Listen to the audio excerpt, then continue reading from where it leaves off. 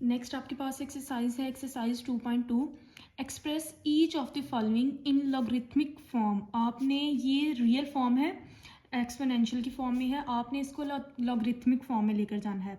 तो इसको सॉल्व करने से पहले आपने एक कंसेप्ट समझना है जो आपके पास है। अगर हम लॉगरिथमिक फॉर्म में किस तरह जाएंगे, मैं आपके सामने एक फॉर्म लिखती हूँ, वो आपके पास है log a x is equal to y.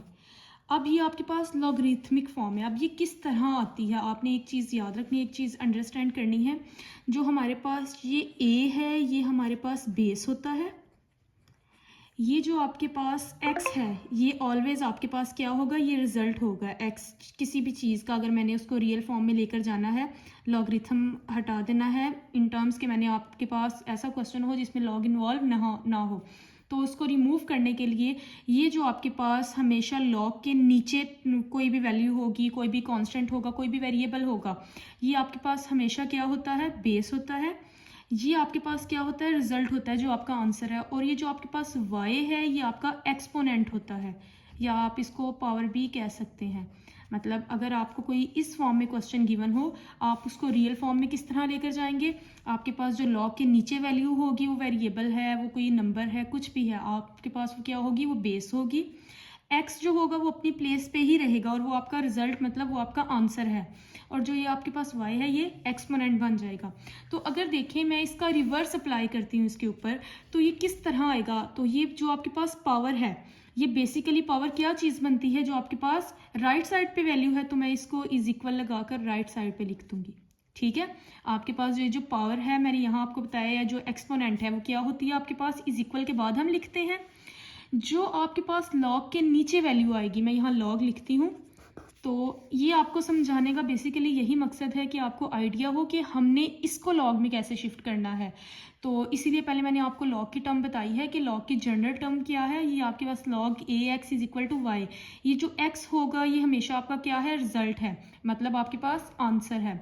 अब मैंने क्या किया है, मैंने इस फॉर्म को लिया है 10⁻³ इज इक्वल टू 1000, और मैंने चेक किया है यहाँ जो मेरे पास एक्सपोनेंट है वो क्या है, 3, और ये जो 3 एक्सपोनेंट है ये मेरे पास क्या होगा, ये मेरे पास इज इक्वल के राइट साइड पे मेरे पास आएगा।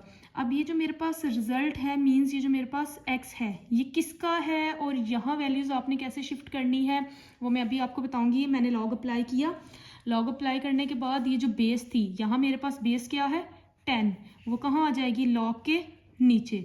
और जो आपके पास ये रिजल्ट है, यहाँ ये जो रिजल्ट आंसर आया है, ये आपके इधर आ जाएगा 1000, और पावर आपके पास is equal to right side. मैं अगेन आपको एक्सप्लेन कर देती हूँ। आपके पास सिंपल रियल फॉर्म में क्वेश्चन गिवन है, आपने इसको लॉगरिथमिक फॉर्म में लेकर जाना है। हमेशा जो आपके पास पावर होगी वो इज इक्वल वाली साइड चले जाएगी। जो आपके पास बेस है, ये बेस है आपके पास, बेस को मैंने कहाँ लिखना है, लॉग के नीचे, ये जो मैंने आपको जर्नल फॉर्म बताई है। जो आपके पास आंसर है, इज इक्वल के बाद जो आंसर है वो आपके पास एज इट इज़ आ जाएगा, और मैंने लॉग अप्लाई कर दिया है। मैं सेकंड पार्ट करूँगी, होप सो आपको ज़्यादा अच्छी समझ आएगी। अगर आप यहाँ देखें एक्सपोनेंट क्या है, अब एक्सपोनेंट ने कहाँ चले जाना है, इज इक्वल राइट साइड पे, ऐसे ही है। आपके पास जो लॉग है, लॉग लगेगा। अब मैंने आपको बताया जो बेस है, बेस क्या है यहाँ 2, वो आपके पास डिनोमिनेटर में आ जाएगी, और जो ये राइट साइड पे नंबर है वो आपके पास एज इट इज़ आ जाएगा 256। आई होप सो आपको समझ आई होगी। आपके पास पार्ट है 3 is equal to 1 divided by 27। अब आपने क्या करना है, आपने एक्सपोनेंट को कहाँ लेकर जाना है, exponent is equal to right side, -3 as it is. Log आपके पास बेस यहाँ कौन सी वाली आएगी, मैंने आपको क्या बताया था, बेस यहाँ जो डिनोमिनेटर में है। अगर मैं आपको अरेंज करके हमने लिखे हैं प्रीवियस क्वेश्चंस में, तो आप खुद ऑब्जर्व करें कि आपके पास बेस कौन सी आएगी। आपके पास बेस ये जो पावर में है, ये आपके पास बेसिकली क्या है, बेस। और ये जो आपके पास राइट साइड पे है, ये आपके पास 1 divided by 27 as it is. Next part है 20 part 2 is equal to 400। Again आप देखें पावर कहाँ आ जाएगी, राइट साइड पे। लॉग पावर जब मैं राइट साइड पर ले आई हूँ, जो राइट साइड पे वैल्यू है वो आपके पास 400 यहाँ आ जाएगा, और ये जो आपकी बेस है ये नीचे चले जाएगी। आपने हिंट याद रखनी है, जो बेस है हमेशा वो लॉग के नीचे जाएगी और पावर राइट साइड पे, बाकी रिमेनिंग आंसर है। अगर हम नेक्स्ट क्वेश्चन करें तो आप यहाँ देखें, सबसे पहले आपने क्या करना है, पावर, सबसे पहले पावर को रिजॉल्व किया करें। देन आपने क्या लगाना है, लॉग, चेक करें बेस क्या है 16 और 1/2 as it is. Next question में अगेन देखें, पावर क्या है आपके पास 2 या exponent whatever you called, exponent आपके पास 2 है, लॉग एक्सपोनेंट का बेस क्या है 11, 121 as it is. Next part पे अगर आप आएँ तो नेक्स्ट पार्ट आपके पास है p is equal to q raise to power r। तो आपके पास एक्सपोनेंट क्या है r, एक्सपोनेंट की बेस क्या है वो लॉग के नीचे आ जाएगी, लॉग q, और ये p as it is. Confuse नहीं होना कि पावर राइट साइड पे आ गई है पावर लेफ्ट पे आ गई है, वो मैटर नहीं करता। नेक्स्ट अगर आप आए, नेक्स्ट आपके पास है 32 पावर -1/5 इज इक्वल टू 1/2।